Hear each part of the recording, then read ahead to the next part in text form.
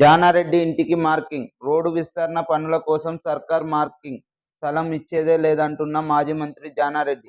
KBR పార్కుపై flyover నిర్మాణం కోసం జానారెడ్డి గారి ఇళ్ల స్థలాన్ని మరియు ఎమ్మెల్యే నందమూరి బాలకృష్ణ గారి ఇంటి స్థలాన్ని మార్కింగ్ చేయడం జరిగింది.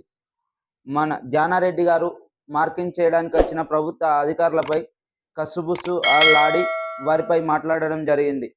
ఎన్నో ప్రభుత్వాలు చూసినా కానీ ఇలాంటి ప్రభుత్వాన్ని చూడలే. నేను ఏదన్నా ఉంటే రేవంత్ రెడ్డి గారితోనే మాట్లాడతానని వారికి చెప్పడం జరిగింది. ప్రభుత్వ యంత్రాంగానికి ఇది సవాలుగా కూడుకున్న విషయం. వివాదాస్పదంగా మారిన టెండర్ దశలో ఉన్న ప్రాజెక్ట్ ఇది.